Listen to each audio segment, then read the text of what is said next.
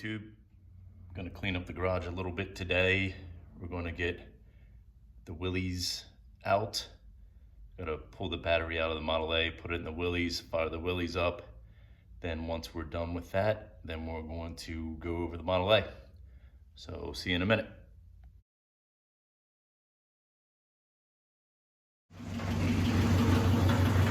Fired up the Willys for the first time for the season.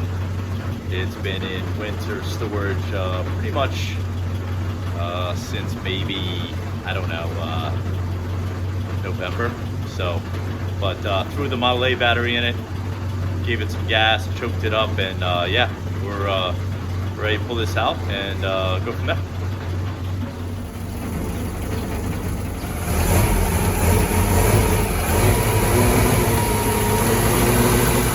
So we just got done warming up the Willys, made some room in the garage. Just wanted to go over the car with you. This is a 1930-31 Model A Tudor two-door. Got it about 2 years ago. It had full fenders. The guy had restored it. Got it out of Connecticut, about an hour and a half away from here. Guy had some issues, and this is what he spent at nights to get his mind off things. So he got it from his brother-in-law, I think he said, and he got it in boxes with a frame. So I believe it was black, and he completely redid everything. It's got juice brakes on it, Stuart Wagner juice brake setup, I'm guessing back from the 70s maybe. So went through those, and the interior is a little rough, so we're gonna go through that. Hop up the Banger engine a little bit with the high compression head, Schomburg carb, and go a couple more things. But yeah, it's a good starting point. The guy that I got it off of really did a good job as far as doing it in his garage. So it's time to warm her up, but we'll go over a couple things.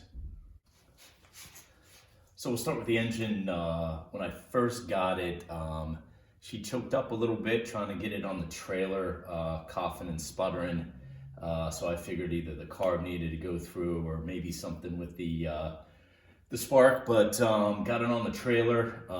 When I went to take it off the trailer, she wouldn't start, so needed a couple guys at work to push her off. I noticed some of the wiring that the guy had was super old, corroded, pretty bad. So did the main harness here, threw a couple of new spark plugs in it, some coil, pretty much everything from the distributor back up into the firewall, and the dash was replaced. And tried to start it, still couldn't get it done, and then realized that it had no fuel. So yeah, the whole issue, I think the whole time, was I was out of gas. So the gas gauge wasn't working. In fact, when I yanked the gas gauge out to put the new cork on there, noticed that the guy had put it in upside down, so E was actually at the top where F should have been. So anyways, it's got a little Model XF carb on it right here. So we already ordered the Stromberg carb and the Burns intake. Looking at maybe getting some Charlie Yap exhaust manifolds and red headers. Red's headers has a another couple pipes that'll bolt right up to that. So looking to do that, and yeah, we'll see. So I think it's going to be a good solid motor to start out with, and go from there. So back of the car, we ripped out all the fenders and the wheels, the wire wheels, sent them out to get black powder coated.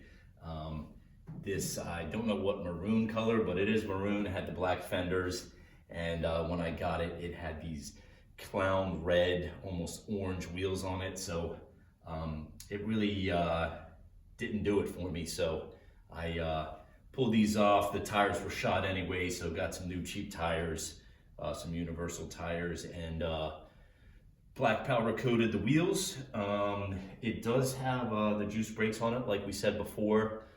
It's got some 40s style drums on it. Don't know what year they are, but they're the ones that everybody wants. So that was cool that it came up with those. Knocked off some of the bolts that were in there, so we got to touch these up. Probably going to paint this part black to kind of offset the car. Still have to make a bracket for the e-brake that goes in the back. It was held on when it had the fenders, the brackets that came off that were hot riveted on here. Pop those off, ground them down. I got to touch this up and then make some brackets for the e-brakes. But again, solid car. Got a little bit of rust bubbles that we'll probably do, tap out and drill out and fix that rust. But good solid car to start with. So yeah, we'll check out the interior. All right, we are at the interior of the 3031 Model A Tudor. It's pretty sparse, you know, typical Model A interior. I pulled the carpet out, ripped off the seat covers, the shag seat covers that the previous owner had on there. Looks like the door panels and the seat covers, they kind of all match. So it looks like maybe the restoration before the guy I got it maybe was done, and then he put some just gray vinyl coverings on the back, put some seat belts in and had the cushions in for his grandkids. He used to take this to get ice cream a lot, is what he said, but so it does have seats in the back for his grandkids. But other than that, I ripped out all the carpet, the rear seat. He never got around to doing the headliner. He said he was going to, but he had done such a good job on sanding down and prepping the wood rails and staining them that he thought it looked cooler without the headliner, which I am completely on the same page as he was. So it definitely looks cool. Gives it that old school look. So, but yeah, again, dash has all been rewired up with fresh wiring, wire harness, and fixed the gas gauge that was flipped upside down. And but yeah, couple of the additions not stock would be he relocated the battery from underneath the driver's feet and moved it back between the rails. Never seen that before. I don't know if it's like an aftermarket thing you could buy, or if it came out of like a 40s car that mounted like that. No idea. If you guys know what it's from, hit me up in the comments below and let me know. But I'll go through, I'll take some video of that, show you guys that a little bit more in depth. And then also I think it's Snyder's, or I think Mike's. No, I think it's Mike's Affordable has the relocation brackets for Tudor seats to move them back about, I'm guessing, I don't know, 1.5 to 2 inches. It just you pull the stock brackets out, and these have a little bit more of an S design in them. So got the passenger side installed first. I just wanted to see how much further my legs were back, but I think it's a cool product. So I'll show you guys the difference between each seat before I put the driver's seat in, kind of show you the difference. But I thought it was a cool little accessory that I found on Mike's Affordable. They're like super weird to find on there because they're not just relocation brackets. I forget what they call them, but we'll go through that. I'll put a link down in the description for those.